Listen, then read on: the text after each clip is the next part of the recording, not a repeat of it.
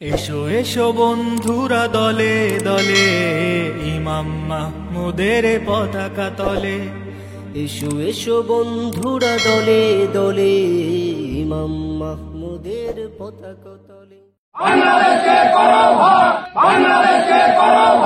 বঙ্গসেনা দিচ্ছে ডাক, বাংলাদেশকে করো ভাগ। বাংলাদেশের 6টি জেলাকে হিন্দুদের জন্য ছেড়ে দিয়ে স্বাধীন বঙ্গভূমি রাষ্ট্র গঠনের দাবিতে সোচ্চার হলেন এপার বাংলার বঙ্গসেনা সংগঠনের সদস্য। আসসালামু আলাইকুম ওয়া রাহমাতুল্লাহ।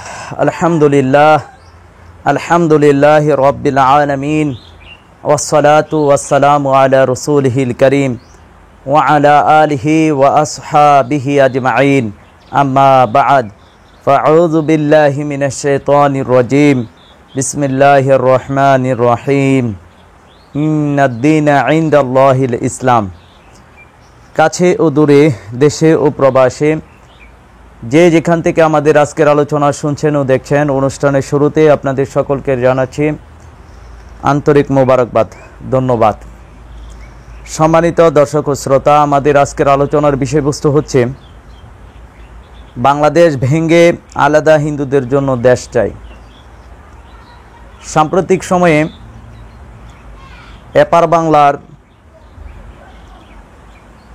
একটি খুবই গুরুত্বপূর্ণ বিষয় হচ্ছে বাংলাদেশ ইস্যুতে তারা সরব হয়ে উঠেছে। বাংলাদেশকে কিভাবে অস্থিতিশীল করা যায়, কিভাবে বাংলাদেশে সংখ্যালঘু নির্যাতনের নামে ট্রাম্প কার্ডের মাধ্যমে কিভাবে বাংলাদেশে অস্থিতিশীল পরিবেশ তৈরি করে বাংলাদেশে ভারতীয় আগ্রাসন এবং ভারতীয় সামরিক অভিযান পরিচালনা করা যায়, এটি নিয়ে বরাবরই চক্রান্ত চলে আসছে, যেটি আমরা বারবারই উম্মাকে সতর্ক করছিলাম। তা আমাদের সতর্কবার্তা এতদিন অনেকে আমাদের এই সমস্ত সতর্ক বার্তাগুলোকে গুরুত্ব দিচ্ছিলেন না। সাম্প্রতিক সময়ে ভারত বাংলাদেশের অবস্থা এতটুকু নাজুক পরিস্থিতিতে গিয়ে ঠেকেছে বা নাজুক পরিস্থিতির দিকে যাচ্ছে, আজকে যে কোনো সচেতন নাগরিক একথাটা বলতে বাধ্য যে বাংলাদেশ এবং ভারতের মধ্যে যে যুদ্ধ, সেটি খুবই কাছাকাছি এসে গেছে। যদিও আমরা বরাবরই বলছি যে এটি ভারতীয় উগ্রবাদী হিন্দুদের পক্ষ থেকেই এই আগ্রাসন চালানো হবে। আপনারা হয়তো লক্ষ্য করেছেন এপার বাংলাতে তথা ভারতীয় উপমহাদেশের কলকাতা, বাংলাদেশের যারা বাংলা ভাষাভাষী আছে তারা বাংলাদেশকে করভাগ, বঙ্গসেনা দিচ্ছে ডাক, এই স্লোগানের ভিত্তিতে বাংলাদেশের 6টি জেলা তথা যশোর, খুলনা, ফরিদপুর, কুষ্টিয়া, বরিশাল ও পটুয়াখালী, এই 6টি জেলা নিয়ে স্বাধীন বঙ্গভূমি রাষ্ট্র, বঙ্গভূমি স্বাধীন রাষ্ট্রের দাবিতে শুক্রবার রাজগঞ্জের টাকিমারিচরে একটি অনুষ্ঠানে বঙ্গসেনাদের মুখপাত্র তিনি বলছেন 38 বছর ধরে বাংলাদেশের হিন্দুরা নির্যাতিত, নিপীড়িত, সুতরাং তারা আলাদা রাষ্ট্র চায় বাংলাদেশের হিন্দুদের জন্য। এখন আসলেই কি তারা যে দাবিটি করছে, এই দাবিটির কোনো যৌক্তিকতা আছে? আসলেই কি কোনো যৌক্তিক বাংলাদেশের সরল সোজা যে সমস্ত সনাতনী হিন্দু ভাই এবং বোনেরা আছেন, আপনারা কি আসলেই স্বাধীন বঙ্গভূমি নামে একটি রাষ্ট্র চাচ্ছেন? আর সেই রাষ্ট্রটি কি আসলেই আপনাদের জন্য নিরাপদ হবে? আপনারা কি বাংলাদেশে আসলেই নির্যাতিত, নাকি আপনারা কোনো রাজনৈতিক এজেন্ডা বাস্তবায়নের জন্য আপনারা হাতিয়ার হিসেবে ব্যবহার হচ্ছেন? আপনাদেরকে এই বিষয়টি ভাবার দরকার, ফিকির করা দরকার। কারণ আমরা বরাবরই বলছি, একটি উগ্রবাদী সম্প্রদায় আপনাদেরকে ব্যবহার করে তাদের রাজনৈতিক স্বার্থ হাসিল করতে চাচ্ছে।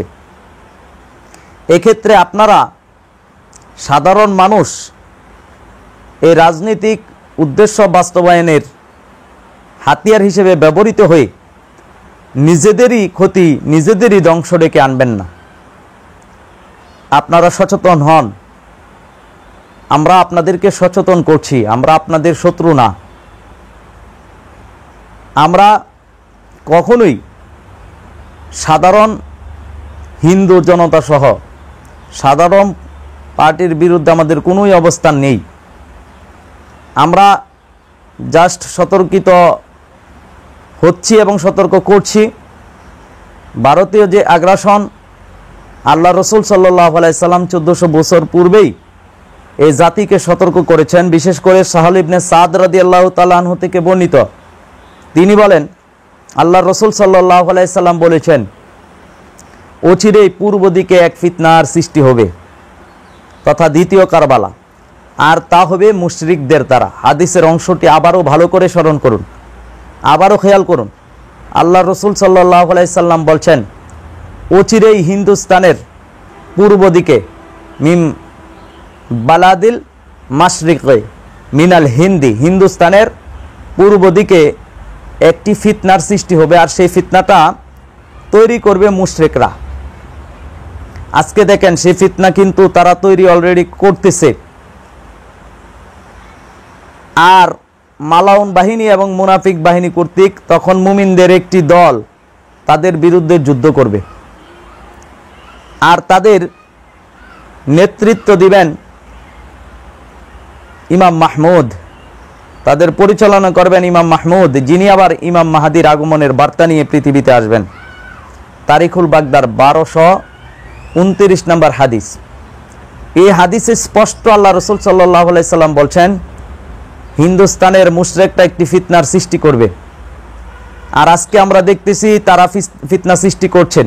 আসলে বাংলাদেশের 6টি জেলা নিয়ে তারা আলাদা হিন্দু রাষ্ট্র গঠন, বঙ্গভূমি নামে হিন্দু রাজ্য বা রাষ্ট্র গঠনের কোনো পায়তারা তারা করতেছে না, বরঞ্চ তাদের মূল টার্গেট হচ্ছে তারা এক ফিতনার সৃষ্টি করবে, মুসলিম নিধন করবে। আর সেই উদ্দেশ্য বাস্তবায়নের জন্যই তারা নানা কৌশল অবলম্বন করতেছে। একটা রাজনৈতিক অঙ্গনের উদ্দেশ্য বাস্তবায়ন করার জন্য সাধারণ আবেগী ধর্মপ্রেমিক যারা সনাতনী ধর্মে বিশ্বাসী তাদেরকে ব্যবহার করা হচ্ছে। আর আমি দায়িত্বহীন কণ্ঠে বলতে চাই, আপনারা যারা উগ্রবাদী হিন্দু ভাইয়েরা, সনাতনী ভাই বোনেরা আছেন, আপনারা নিজেদেরকেই নিজেরা ধ্বংসের দিকে নিয়ে যাবেন না। আদৌ এই ফিতনা সৃষ্টি করে আপনারা রক্ষা পাবেন না, বরঞ্চ আপনারাই ধ্বংস হয়ে যাবেন। এটি হাদিসে স্পষ্ট বর্ণনা এসেছে। সুতরাং সাধারণ যারা আবেগী নয়, আপনারা চিন্তা করেন, বাস্তবতা উপলব্ধি করেন। আমাদের গ্রাম্য ভাষায় একটি কথা আছে, সুখে থাকলে ভূতে কিলাই।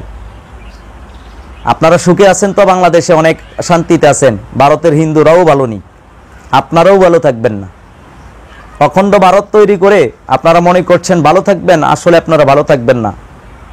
ওই রাজনীতিক বিজিবির কাছে সাধারণ হিন্দুরাও আপনার নিরাপদ না, মুসলিমরা তো নিরাপদ নাই, খ্রিস্টান বৌদ্ধ অন্যান্য ধর্মের অনুসারী যারা আছেন তারাও আদৌ নিরাপদ না।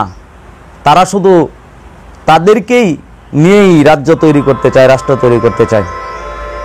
এজন্য আসুন আমরা সতর্ক হই। আমাদের অবস্থান থেকে মুসলিম ভাই এবং বোনদের উদ্দেশ্যে আমাদের বার্তা হবে, বর্তমান পরিস্থিতি উপলব্ধি করে এখন ঐক্যবদ্ধ হন ইমাম মাহমুদ হাবিবুল্লাহর কাফেলায়। যদি অবস্থা পর্যবেক্ষণ করতে, বুঝতে, উপলব্ধি করতে দেরি করেন, বড় ধরনের ক্ষতির সম্মুখীন হয়ে যাবেন। আর কি বাস্তবতা উপলব্ধি করলে মুসলিম সাধারণ ভাই এবং বোনদের জ্ঞান, এদের বিবেক জাগ্রত হবে, এরা কখন বুঝতে পারবে। আর বেশি দিন দেরি নয়, আপনার ঘরের ভিতর ঢুকেই আপনার চোখের সামনেই তারা আপনার স্ত্রীকে দর্শন করবে, আপনার বোনকে দর্শন করবে, আপনাকে তারা হত্যা করবে। এটা আমাদের কথা নয়, এটা ধর্মের কথা, এটা ইসলামের কথা। আর সেই কথার বাস্তবায়ন আমরা অলরেডি দেখতে পাচ্ছি। পরবর্তী পর্বটি লক্ষ্য করুন। পরবর্তী পর্বেই আমরা আরও গুরুত্বপূর্ণ বিষয় আপনাদের সামনে উপস্থাপন করব, যে আপনারা মুসলিমরা ঘুমিয়ে আছেন, আর উগ্রবাদী হিন্দুরা কি কি মিশন বাস্তবায়ন করছে। পরবর্তী পর্ব দেখার উদাত্ত আহ্বান রেখে আজকের শুধু এতটুকুই পর্ব এখানে শেষ করব। আর সনাতনী ভাইদেরকে বলবো, সতর্ক হন, নিজেদের ধ্বংস নিজেরা ডেকে আনবেন না। অপর দিক দিয়ে মুসলিম ভাই এবং বোনদের বলবো, আপনারাও সতর্ক হন, আযাব আসার আগেই তওবা করুন। আল্লাহর মনোনীত বান্দা আল্লাহর পক্ষ থেকে সতর্ক বার্তা নিয়ে এসেছেন, ওনার কাফেলায় ঐক্যবদ্ধ হন, সতর্ক হন, নিজেদের জানমাল আত্মরক্ষার স্বার্থে ঐক্যবদ্ধ হন। ঐক্যবদ্ধের কোনো বিকল্প নেই। আল্লাহ তাবারক ওয়া তাআলা আমাদেরকে ঐক্যবদ্ধ হওয়ার তৌফিক দান করুন। আমিন। আসসালামু আলাইকুম।